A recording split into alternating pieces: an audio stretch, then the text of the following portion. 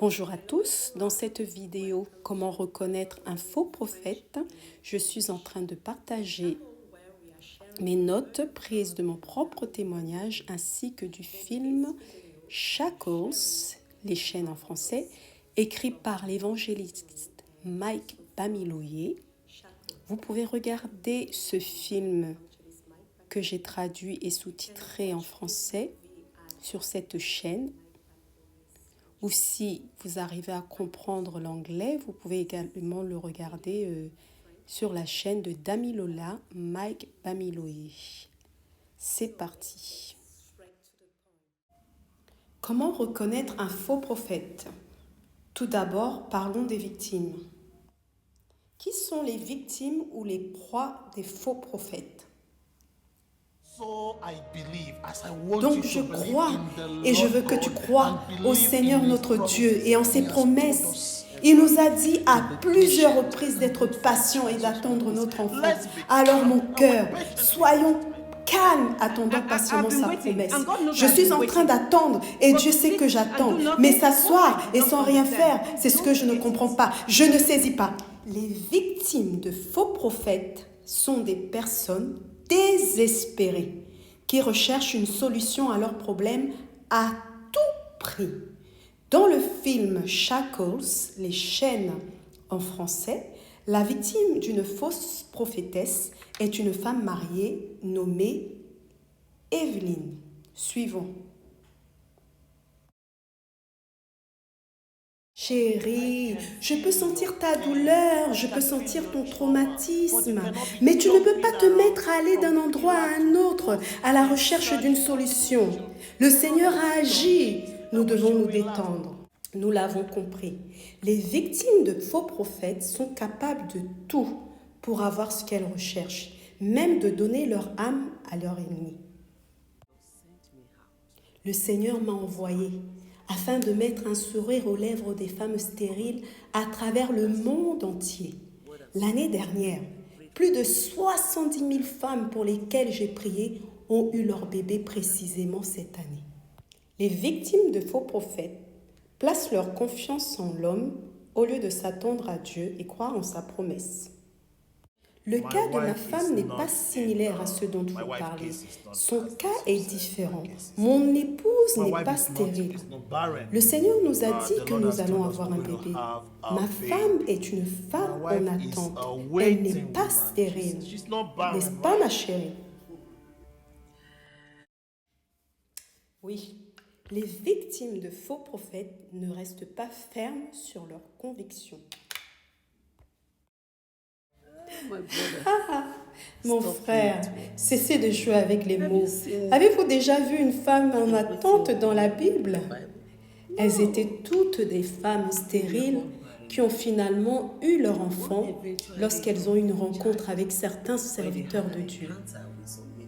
Des femmes comme Anne, Sarah, la femme de Manoah. Elles étaient toutes d'abord des femmes stériles qui sont sorties du lot en ayant une rencontre spéciale avec des envoyés de Dieu.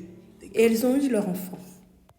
Les victimes de faux prophètes sont facilement manipulables parce qu'elles n'ont pas une fondation solide sur la parole de Dieu. Évelyne aurait pu déclarer devant la prophétesse en citant la parole de Dieu, en disant par exemple « Jésus-Christ a effacé ma stérilité et l'a détruite en la clouant à la croix. Je ne suis donc plus stérile. » La dernière femme stérile dans la Bible, avant la crucifixion, fut Élisabeth. Chérie, je préfère rester sans enfant que d'avoir un enfant qui vient du diable. Hors de question. Il n'en est pas question. Ne dis pas cela. Tu le sais bien. Cela n'a jamais été la volonté de Dieu pour nous de ne pas avoir d'enfants. Tu as tout créé, même les anges qui sont devenus plus tard des démons. Même la Bible dit que le diable est un menteur et le père du mensonge. Vous voyez, les victimes de faux prophètes compromettent souvent leur foi sans avoir de remords. Évelyne est déjà sous l'influence de la manipulation de la fausse prophétesse. Maintenant, comment reconnaître les faux prophètes? La parole de Dieu nous dit, vous les reconnaîtrez à leurs fruits. Car plusieurs viendront sous mon nom, disant « C'est moi qui suis le Christ ». Ils séduiront beaucoup de gens.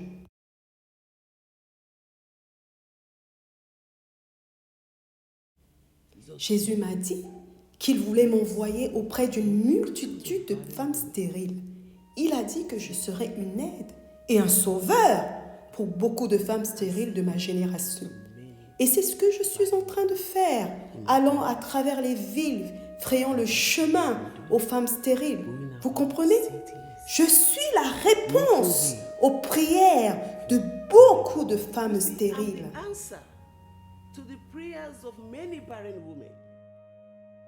Chers frères et sœurs, soyons prudents et vigilants. Demandons le discernement des esprits. Cette prophétesse est littéralement en train de dire quel est le chemin et la réponse au problème d'Evelyne. Servante de Dieu, pouvez-vous également me frayer un chemin? Le Seigneur m'a dit que je devais attendre. Je me demande si je n'ai pas trop attendu. Cela fait un moment que j'attends. Madame Evelyne, vous dites que le Seigneur vous a donné des instructions d'attendre. Et ce même Dieu m'a envoyé vers vous à Abuja. Je déclare maintenant que votre période d'attente est terminée. Evelyne est désespérée, dans la confusion. Elle remet même les promesses de Dieu en cause, car elle n'a pas de vie d'intimité avec son Créateur. Et c'est dans ce genre de situation que les faux prophètes agissent. Et ils vont vous dire le contraire de ce que Dieu vous a dit, pour vous faire entendre ce qui est agréable à vos oreilles. La prochaine étape est de vous servir la Sainte Seine de la fécondité. Prenez-en un morceau et demandez tout ce que vous voulez.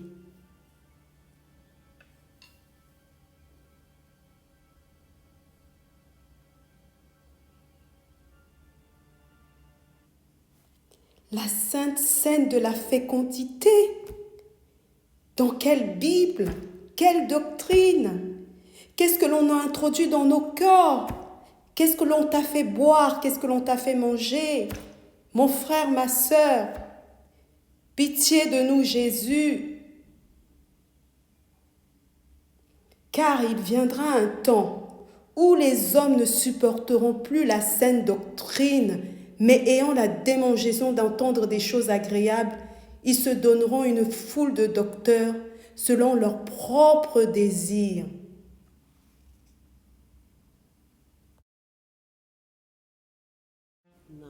Merci, prophétesse. Maintenant, écoutez-moi. Ce n'est pas tout ce que vous avez vu ici que vous devez raconter à tout le monde, même pas à mon époux. Cela fait partie de l'alliance. Parce que si vous le faites, l'alliance sera annulée et le bébé mourra. Et vous attraperez une maladie incurable que personne ne pourra traiter.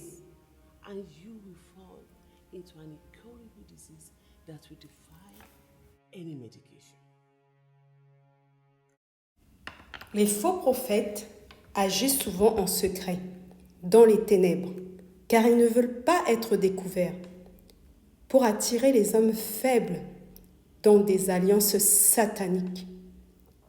Car quiconque fait le mal est la lumière et ne vient point à la lumière, de peur que ses œuvres ne soient dévoilées. Jean 3, 20. En conclusion, rappelez-vous de ces 7 clés. Recevez Jésus-Christ comme votre sauveur pour qu'il vienne à votre secours, comme votre Seigneur, pour qu'il prenne le contrôle de votre vie et qu'il vous guide tous les jours. Si vous êtes chrétien, demandez à Dieu de vous donner le discernement des esprits. Ayez une bonne connaissance de la parole de Dieu. Ayez confiance en Dieu et en ses promesses. Développez votre intimité avec Dieu dans la prière et dans la méditation de la parole de Dieu. Soyez fermes dans vos convictions et ne compromettez pas votre foi. Demandez à Dieu de vous donner le fruit de la patience pour attendre ses promesses.